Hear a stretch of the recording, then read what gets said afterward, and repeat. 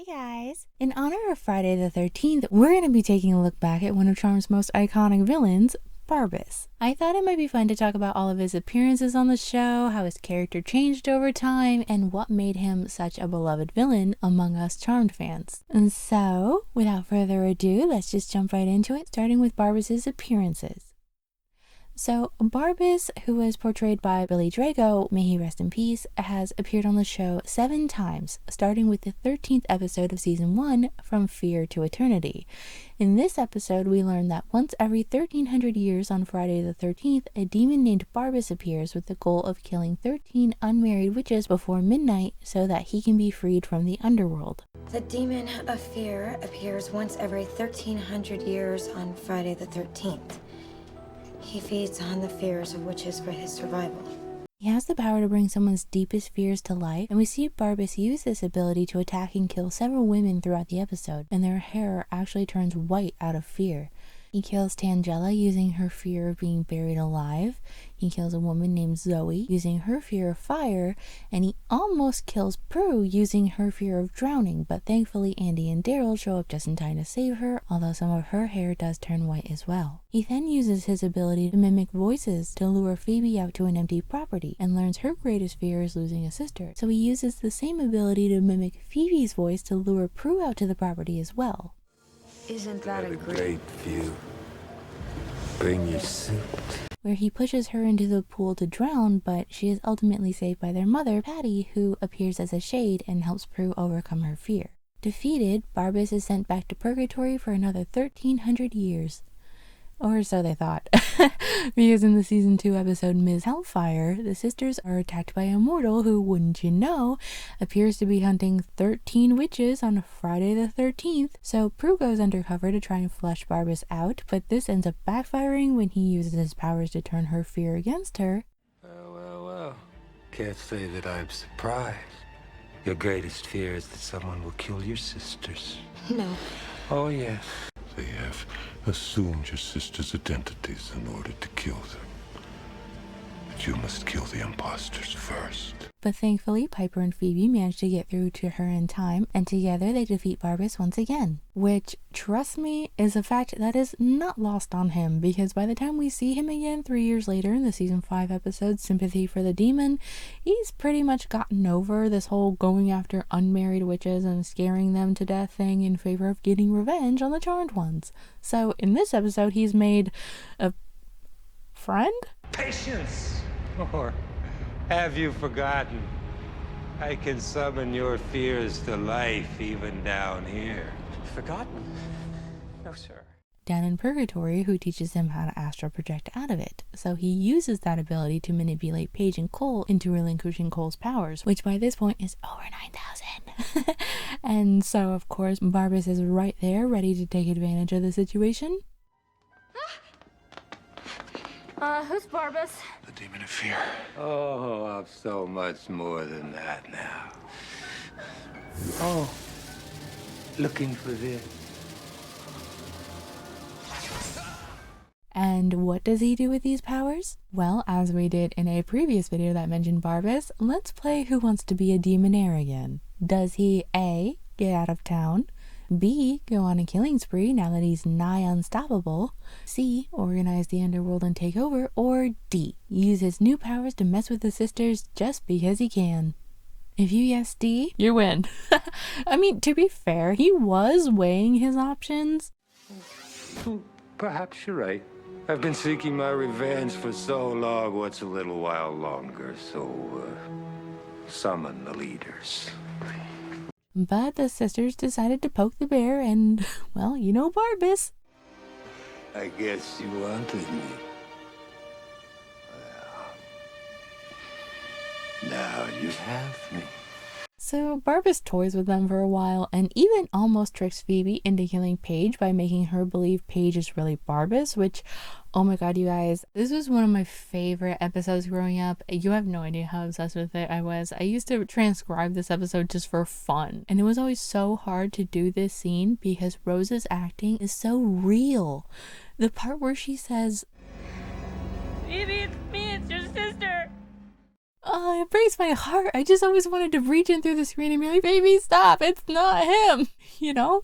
That scene was just so well done. And thankfully, they do manage to strip Barbas of Cole's powers and defeat him once again, much to the disappointment of Barbas. So back to purgatory he goes for another season, reappearing in the season 6 episode Crimes and Witch Demeanors, where he's pretty much just given up on being a villain altogether and has decided to make it his life's mission to be a thorn in the Charmed One's side. He just wants to screw with them and make them as miserable as possible, which is why he volunteers in this episode to serve as opposing counsel at the Charmed One's trial, and takes fiendish delight in arguing his case. And even though he does make some good points, It is not my past evils that's in question here. What is in question here is these three witches' so-called right to be continually cleaning up after their own magical asses. That's not fair. I was under the influence of evil. Yes, you were. But then it seems like you girls are so often under the influence of one thing or another. you can tell that this is really just his way of rubbing in how much he hates them in an environment where they can't attack him or make him stop talking. Honestly, he is in his element here. And even though he does try to manipulate events in his favor, because, you know, it's Barbas, of course he does. What do you have to say for yourself, Barbas? I'm a demon. What do you expect? He actually does succeed in making enough of a case to have Phoebe's active power stripped from her, which means...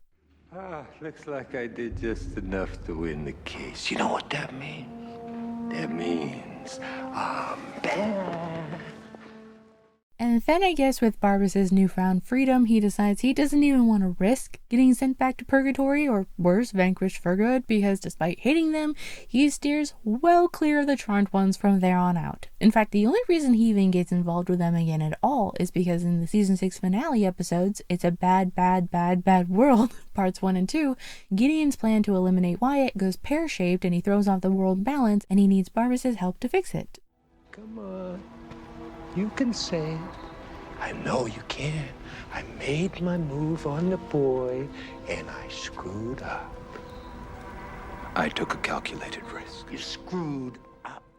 Although Barbas ends up getting such a kick out of watching an elder be scared of the Charmed Ones and screw up that I think Gideon actually starts to regret asking him for help just a little bit. Now he'll be figuring out that I made Piper cast the spell.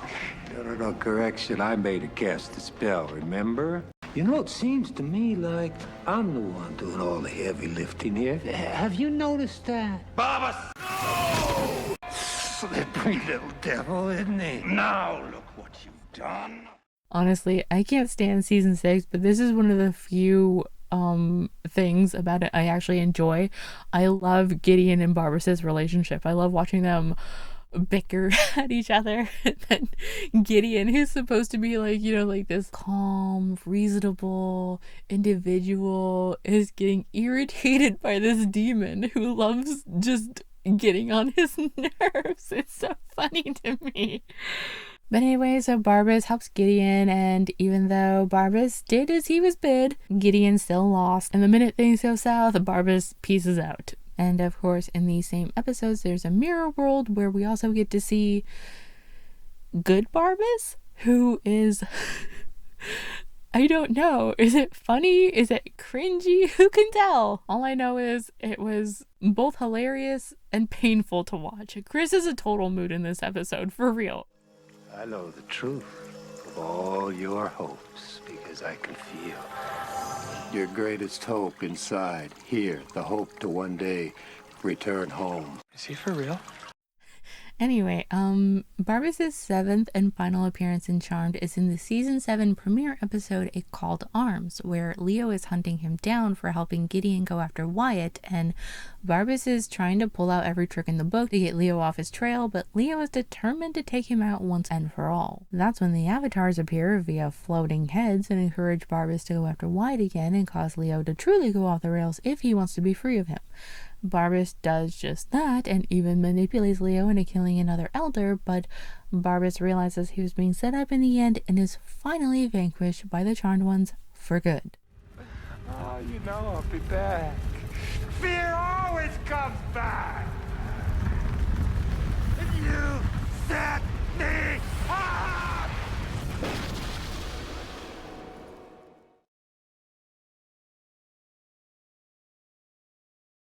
So when Barbas is first introduced, it's very clear that his purpose in life is to feed off of people's fears and quite enjoys doing so.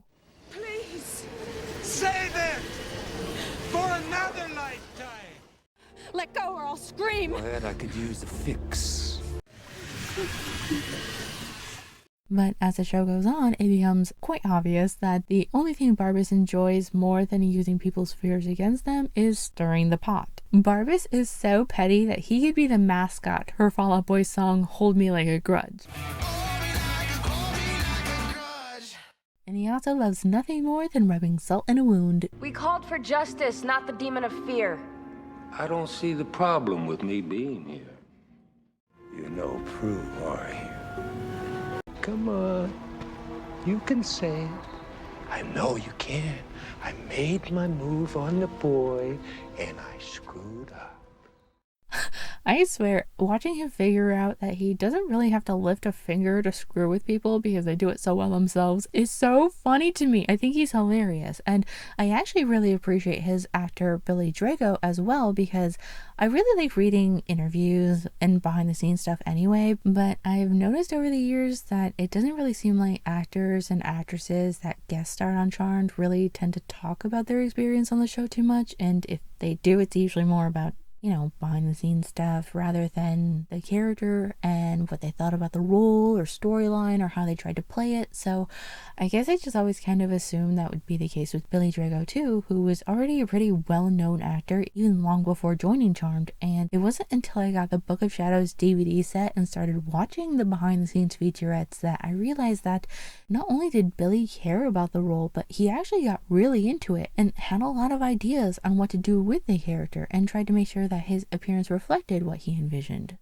The whole purpose of every demon, in a sense, has to do with fear. My character, Barbas, his way of making use of the fear was just to let the fear do its own thing. But the other demons were also using fear. They were trying to create a new fear. And so those characters needed to be physically frightening in order to create a fear. And the writers wanted him to catch on fire. And so Billy looked at me and said, are we going to do this visually? I said, well, what do you think, Billy? Let's butter up your arm here, and we'll start with a little patch. Next thing I knew, we were buttering up his whole arm, lighting him on fire. And there's Billy Drago, no stunt guy, and he's fully ablaze and pulled it off just fine. I mean, he's really a great guy. And I tell you, I really loved watching that featurette. It was so nice to see someone talk about their role with such love, and he actually even went even further into detail in another interview he did where he said, I look at my role on Charmed as being one long process of playing the character over a period of time. In a sense, I think of Barbas as the harbinger of death. Everyone has his or her own fears, and I believe each of our fears can be traced back to the great unknown, death, and what happens when a person's life is finally over. We all have to face that in the end. I've always felt there is a universal pool of this fear of the unknown, and I keep that in mind when playing Barbas. Through this character, I've been able to explore my fears. I mean, Barbas can't use other people's fears against them unless he's conquered what scares him. As such, I've seen this role as an opportunity to put some of my own demons to rest, and this, I feel, has translated to my performance. Fear is ever present. It's a necessary thing in our world because it helps protect us. So, in the world of Charmed, the aura of my character is a constant on Earth, and every once in a while, Barbas appears in order to experience firsthand people's reactions to fear. He's both a challenge and a treat to bring to life. So it just goes to show that Billy put a lot of thought and a lot of effort into his portrayal of Barbas, and I think that does really show through in his performance, especially in the first episode, where Barbas doesn't even really talk all that much. He prefers to let his actions do the talking for him. One of the most haunting visuals of the whole episode, in my opinion, is the shadow of his hand moving over Tangela's terrified face. I don't know, for some reason, that scene in particular just always stuck with me, and just the way you could tell that Barbas takes a weird sort of pleasure out of terrorizing people and feeds off of it.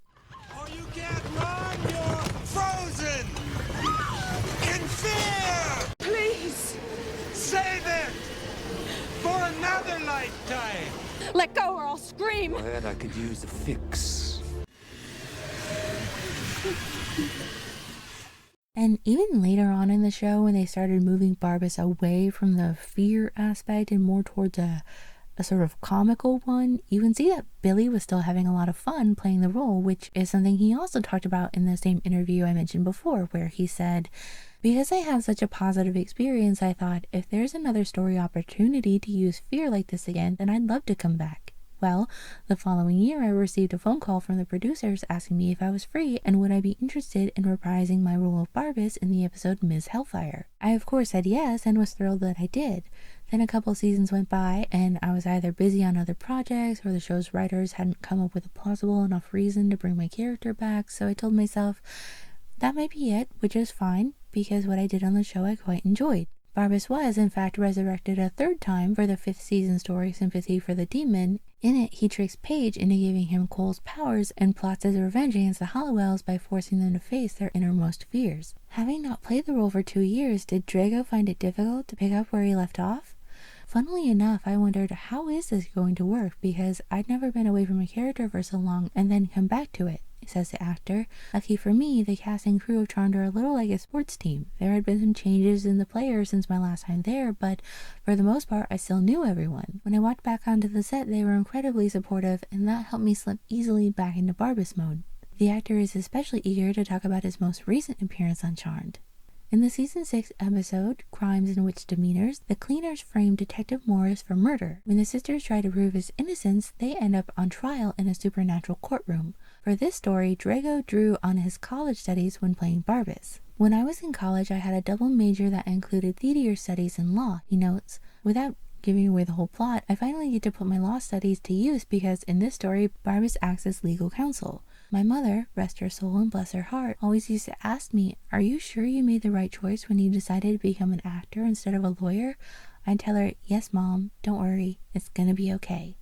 So this was a chance to complete the circle and play a lawyer. I had a ball, especially the scenes where Barbas is addressing the jury. From a selfish, acting point of view, I didn't have to be concerned about hogging the spotlight because in a situation such as this, the lawyer is in the spotlight, jokes Drago. To top it off, my character got to manipulate in a very real and honest way the fear and energy around him. The story gave me a wonderful platform in which to be creative. I can't wait to see how it turned out. Well, Billy, it turned out wonderful. In fact, I know I've told the story before, so I'll just be quick about it, but when I was in the hospital in 2022 recovering from surgery, I didn't really touch the TV. I'm not really that much of a TV person, but I was really bored one morning and I was like, let's see what's on. And I saw that Charmed was on and I got really excited for a second, like, yay, Charmed! And then I saw that it was season 6, and at first I was like, oh, of all the seasons to be playing while I'm stuck here. And then I saw that it was actually Crimes and Witch Demeanors. I'm like, Barbas! So I turned it on and watched because of you. So in the entire week and a half that I was in the hospital, the 45 minutes of time the television was actually on was so that I could watch you playing Barbas. So yeah, you did an amazing job, and it's so cool to see that you loved your role as much as we loved seeing you in your role, even if it didn't always make sense. I mean, we all know what happened to the writing. Brad Kern wanted to be in control of the show, so he pushed out everyone that posed a threat to him, including the creator of Charmed, Constance M. Burge, and that is the main reason why the writing after season 4 took a complete nosedive. Brad, who just had to be in control, ended up showing everyone why he never should have been, and every character on the show suffered for it, because where we once had complex, multi-layered characters that allowed us to connect with and understand them, we ended up with lazy, misogynistic writing that was full of plot holes and completely destroyed most of the character development we saw in early seasons, and even recurring characters were collateral damage in Brad's quest to prove why he shouldn't even be in charge of a PTA meeting, let alone a television show. Hence why Barbas went from a cold, calculating demon that brought people's deepest fears to life and took pleasure in the misery and pain he brought them, into a demon that spends most of his time cracking jokes and teasing them with their fears, if at all. Like, he goes from being their arch nemesis into a total flail, and I am gonna be so happy if anyone gets that reference. But yeah, don't get me wrong, I enjoyed watching Barbas and I did think he was funny, but I also recognize that it's a very different character than what we saw in the earlier seasons. Barbas is supposed to be the demon of fear. His very presence is supposed to give you chills and make you fear for the safety of the people he's after. To turn him into a comic relief where his biggest threat to the character is the way he's gonna roast them is just pure and utter sabotage. And in my opinion, there is no better example of this than the season 6 finale. In the early seasons, Barbas never had to be told what to do. He instinctively knew what to say and what to do to get under people's skin. And it wasn't just his ability to read people's fears that made him so good at it. Barbas is just good at reading people in general, and after secretly spying on the sisters for weeks in sympathy for the demon to learn how to best manipulate them, he got even better at it. So there is no way Barbas, of all people, would have had to have been spoon-fed what to do by Gideon on how to best manipulate the Halliwell family. And your theory is that I'm going to make her do this. How exactly? By doing what you do best, tapping into her fear of losing her sisters. I don't know.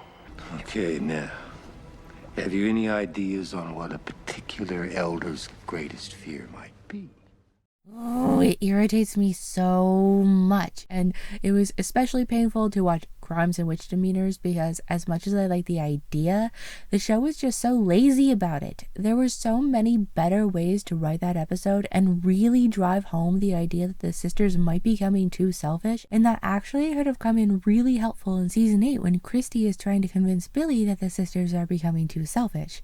It would have been really hard to argue with her if she not only reminded Billy that Phoebe's active powers were actually stripped from her because it was decided by a tribunal that she was abusing them, but also if we had seen some of it. It was the last season of the show anyway. Would it really have hurt to use flashbacks to celebrate the end of the show? But anyway, rant over for now. I scribbled a lot of notes on what I would change from Crimes and Witch Demeanors while I was rewatching it, so maybe I'll make a video on it sometime. But, you know, while we're on the subject of stuff that didn't make sense, I definitely had a few questions after revisiting Barbas' story, like, if he's only allowed out once every 1300 years, how did Barbas manage to make a deal to get out of purgatory in season 2? And if it was possible to make a deal like that, then why didn't he make it long before then? I can't imagine anyone would be willing to just sit there and sweat it out for 1300 years if there was any chance of getting out sooner, you know? And then also, if Barbas was only able to escape once every 1300 years, then presumably the last time he would have been out was 1300 years ago. So why are his clothes so modern? They definitely weren't making turtlenecks and jeans 1300 years ago. So that's a little weird when you think about it. And then something else I didn't really get is, why did the witches he had to kill in exchange for being freed have to be unmarried? Like, what difference did that make? It's not explained in the show. And, you know, also, why do we never see his ability to mimic voices again after his first episode? And why did he have the ability to throw energy balls in season 7? That was an ability from Cole's powers, which they stripped from him and gave back to Cole. So I don't think he should have that ability anymore, right? And then also, it said in Crimes and Witch Demeanors that he made a deal with the demon members of the tribunal to trade his freedom in exchange for winning the trial. So clearly those demon members were corrupt, so why wasn't the case immediately dismissed and those members thrown off of the tribunal? It was clearly not a fair trial. Like, if the show was trying to make any sort of sense by that point, they should have had to retry the case with admissible evidence, right? You have got to be kidding me, right? I mean, you can't really be doing this. Phoebe, they have already. Look, he doesn't care about protecting magic. All he cares about is himself and getting out of purgatory. So not only did he set us up, but he set you up too. So yeah, like most of the characters on the show, Barbas got kerned, but despite this, Barbas is still one of the most iconic villains Charmed ever had. And I think a lot of that has to do with Billy Drago himself. Like, is it just me, or can you kind of tell sometimes when someone's just doing a job for a paycheck and when they're there because they actually love what they do? In my opinion, one of the reasons Barbas is such a fan favorite is because you can tell how much Billy Drago enjoyed playing his character. I mean, really, he came back to the show 7 times. 6 if you count Bad Bad World as one episode, but I don't think he would have come back that much if he didn't like the role or the job. And the fact that he talks so lovingly of his character and how he tried to incorporate his own life and feelings into Barbas is just so, I don't know, for someone who played the demon of fear and also a lot of villains, he comes across as a pretty cool and positive person, and I think that sort of charisma really came through in the role and is one of the reasons we liked him so much. When you were about to finish the episode, then you knew, okay, now we have to do the special effects stuff. And so it just became one big, exciting thing to do that started from the first day you got there and just built and built till finally you could. It would be so sad if your sisters weren't here to help you through all this. Another reason I think people really enjoyed Barbas is the nostalgia factor. I could be wrong, but I'm pretty sure Barbas is the only season 1 villain that ended up coming back in the later seasons of the show, which I think meant a lot to people who had been watching Charmed since the beginning. I mean, you gotta remember, this was before streaming became a thing, or you could just look up any scene you wanted to watch online. Unless you taped the episode back then or caught a rerun, you probably weren't going to see those old episodes until the DVD season started coming out. So it's really cool that no matter where you started in the show, you're likely going to recognize Barbas when you see him. And he is just one of those characters that you love to see again and again. Miss me, my babies. Whoa. I'm a very quick study. I really think they should have brought him back for season 8 just to round it out, but it is what it is. How about you? What do you think of Barbas? Do you believe in Friday the 13th or any superstitions? My family and I kind of take the stance of, I don't know if I believe, but I'm certainly not going to risk it by tempting fate either. I mean, you should see us whenever a mirror needs to be moved because nobody wants to be the one holding it if it should break.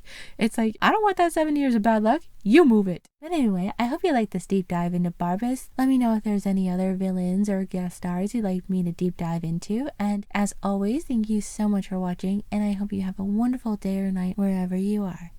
Bye!